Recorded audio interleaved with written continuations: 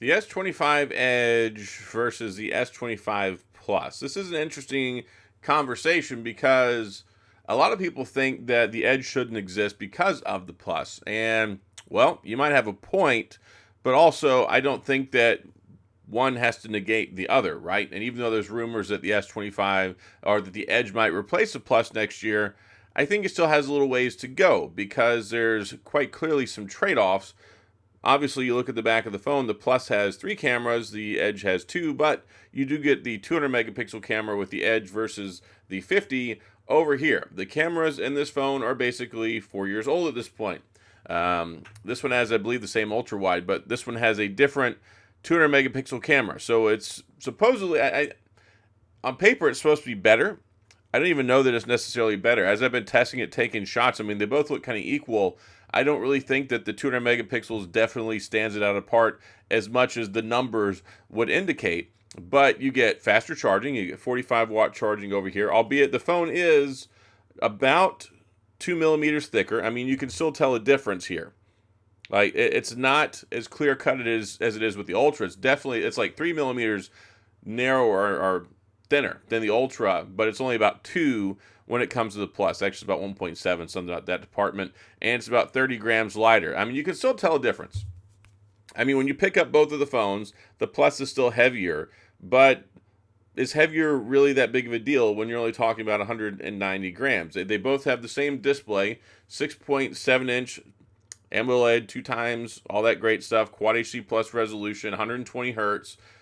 They both have USB-C charging. Now, this one is 25-watt charging on the Edge. It's 45-watt charging on the Plus. They both have the same 15-watt wireless charging. So you're not missing out a whole lot there. I mean, only one of the big differentiating factors, you have Gorilla Glass Victus 2 on the Plus, but you have the Ceramic 2 over here on the Edge, which is the same as what we have in the Ultra. It just doesn't have the anti-reflective properties, and then you get a substantially bigger battery at almost 5,000 milliamps with the Plus, as opposed to the much smaller battery, the 3,900 milliamps in this guy.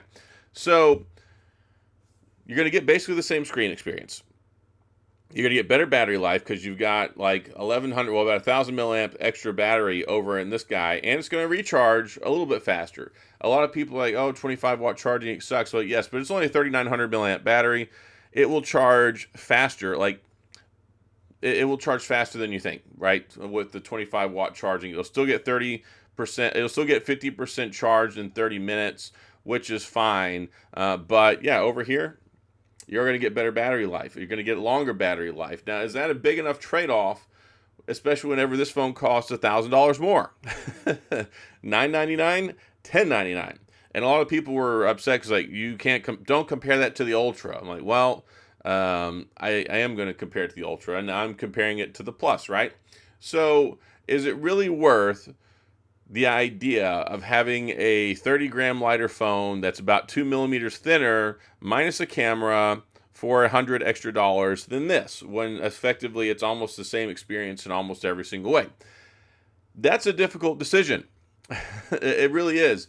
And it's harder to make that decision when you can't translate to your audience how big of a deal it is. Hear me out on this. So when you look at this phone, and then you look at this phone, like, you don't see a whole lot, right? It's one of those things where you're like, okay, yeah, cool. It's a little bit thinner. You have to feel this phone in person. And I have to strongly encourage you, if you're in the market to go buy the Edge, or if you're thinking about it, or even if you're just criticizing and think it's stupid, go to Best Buy, look at the setup they have there. They have it with like this minimal thing, so it's not impacting the overall size and form factor and weight and stuff, the little security thing. Pick it up, and you'll see what the big deal is. Because even at 30 grams, it still feels quite a bit lighter, and it feels definitely thinner than this guy right here. Now, is that a big of a deal? For most people, not really. I don't think there's a lot of interest in this phone. I don't know that there has to be, because I don't think that Samsung made like millions and millions of these phones, but I like having the extra option. And there are people that want this option. There are some people who are like, I don't want the Plus, I don't want the Ultra, this phone is for me. And I think this phone is a good contrast from the Ultra, because you still get the 200 megapixel camera, even though it's not the same one. But this is a big deal. Like whenever you take a like the difference between the Ultra and the Edge, it feels like night and day. Like this feels like a heavy brick. Yes, it's got everything. It's got the S Pen. It's got a 5,000 milliamp battery. It's got all the cameras on the back. Like it's got a bigger screen. It's got all sorts of niceties. It's a very heavy phone, and especially in contrast to this phone. So I think the biggest difference is between the Ultra and the Edge, as opposed to the Plus and the Edge. Now, I mean, it's cool when you take a look at the Plus and the Edge. It's a hard decision to make because you're trading off a few things, right? You're trading off a basically 20% extra battery size. You're trading off an extra camera, and that stuff I think really adds up for some people. But again, it's difficult because some people like the thinness, they like the lightness, but they don't like the compromises so much. And then there's some people who just don't care. I've had so many people like, look, I know it doesn't have as good a camera as the Ultra. I know that it's lighter. I know that you can get the Ultra for basically the same price some other places. I know the Plus exists. Some people just want this phone. Some people, they went and they looked at it, and I had quite a few people who in the comments were like, I don't see the point. This is silly. This really not that big of a deal? And then they come back in the comments later in another video. I'm like, okay, so I went and looked at it, and I see what the big deal is about now. So that's the biggest thing that I can tell you. Like, the wow factor is not here when I hold this phone up. But when you go pick it up in person and you take a look at it and you put your hands on it, then it's like it clicks. It's like the light bulb moment comes on in your brain. Like, okay, I see, I get it. I see what everybody's talking about. Now, is it necessarily a better business decision to get this phone over this phone? Probably not. I mean, if you want to look at it from a more complete phone perspective and you want to look at it from a price perspective, more stuff, bigger battery, $100 less. This being $100 less than this, so I was holding both phones up. But it just doesn't have the wow factor. Like the S25 Plus is kind of boring. It's kind of boring. It's kind of tired. I've said before that I think they need to get rid of the Plus because it really doesn't sell that many phones, and just get the Ultra. I mean, it unless they seriously do something to revamp the Plus, I just don't see the point.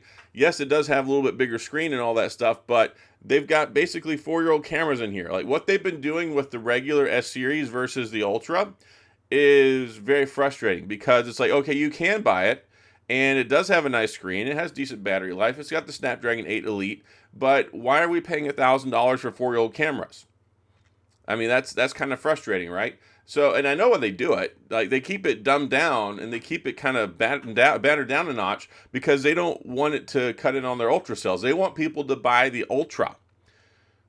Plain and simple. They want people to buy the Ultra. This right here, I don't know. I don't really know what the selling point is other than they decided that they did some research and said, look, some people want a thinner, lighter phone, so we're going to make it. And I'm okay with that. This phone doesn't make me mad. It doesn't insult me. It's not like, oh, I know who asked for this phone, or why does this phone exist? Nobody wanted this. Clearly, some people wanted it. Otherwise, Samsung wouldn't have spent the millions and millions and millions of dollars building it and making it. So, yeah, I think it has a place. I think it's a very small place, but I think that I'm glad to see a fourth model. And it does address some of the issues because it may have a slightly better camera. Like I need to test it out a little bit more in like low light. With good lighting, this camera is pretty good. With less than ideal lighting, I've had some concerns, but I kind of feel that way with the Plus camera too. So when you take a look at the S25 Edge, I've been really enjoying carrying it around, and I've made it no surprise whenever I come to talking about these big phones. I don't like the big phones. I like them and I get them because they're the best and they're like the maxed out phones, but they're heavy, they're bulky, they're harder to hold. That's one reason why I've been so excited about the S25 Ultra, because when they made it with these flat sides, they made it a little thinner, rounded corners, all that good stuff. It's easier to hold. This is an easier to hold phone. It feels lighter, feels better in the hand than the S24 Ultra. I love that. So when you take that same design language and that same recipe for success and you make this phone thinner and lighter, like I don't even really care that much I don't have a telephoto. Would I like to have one? Sure. But I've really been enjoying using it because it feels like I'm holding a thin piece of glass. And the battery has still been getting me pretty much all day. Multiple times I've been able to get 5 hours of screen on time with it. That's enough to get me through the day till I can charge it in the evening. So for most people, that's probably going to be fine. If you need more battery, yes, the Ultra is there. Yes, the Plus is there. You can buy both of them. Nobody's telling you have to go buy this phone. I'm not saying you need to go buy this phone. I don't ever recommend anyone go buy phones. That's your money.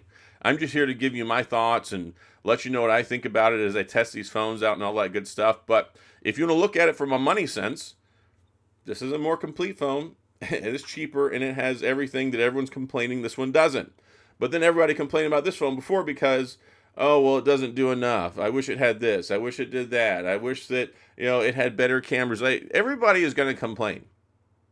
Everybody's going to complain. People complain about this phone. People complain about this phone. People complain about this phone. People complain about everything. It's like the cool thing to do. Like, if something exists, therefore we must complain about it. So, is this a great phone? It's a good phone. I really enjoy using it. I have had no problems with it whatsoever, and it's got that wow factor. Every time, because I spend so much time testing these other phones, I'll go pick one up. I'll be using my iPhone, making my video, whatever. I'm like, God, this is just so light, and it's so nice carrying this phone. Like, it's just really refreshing. And I think the cameras are good. I think they do what they're supposed to do. And do I wish it was cheaper? Yeah. Some people like, this is a $600 phone. Okay, really, genius? When they make technology thinner and smaller, it's more expensive. And then on top of that, it still has the Snapdragon 8 Elite processor, 120 hertz, Quad HD Plus. Like, everything about this phone is flagship, except it just doesn't have as big of a battery, and it doesn't have a telephoto lens. So why would that be a $600 phone? That's just stupid. So, yeah, if you want to know which one of these phones to buy, that's a decision for you to make. But I would say go look at them in person. And, of course, I would say go to Best Buy because you're not going to get hassled by some guy trying to sling you phones at Verizon, AT&T, or T-Mobile.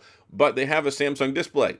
And you can look at this phone, and then you can look at this phone. And you can pick both of them up, and you can decide, okay, is the Edge right for me, or is the Plus right for me? And then you can look at this guy, too, because the Ultra is still the best phone. Like, out of all these phones, it's the best. It has everything. And that's why I said some people, like, oh, I'm not getting rid of my Ultra for this. You're not supposed to. Like, getting rid of your Lamborghini to go buy a Porsche. I mean, yeah, Porsche is nice, but are you really getting rid of your Lamborghini for a Porsche? No, you're not. Just like you wouldn't get rid of your Ultra to get this. It just doesn't make any sense. So this phone is for a niche targeted audience who values what it brings to the table. Doesn't care. It's for like the iPhone people of Samsung. People who don't care that it doesn't have a telephoto. People that don't care about having a 5,000 milliamp battery. They just want something that's nice, that looks cool, that feels good in the hand, and it's a Samsung phone. And this is really cool. That's why they want it. They don't need a 5,000 milliamp battery. They don't need 2 telephoto cameras. They don't need an S Pen.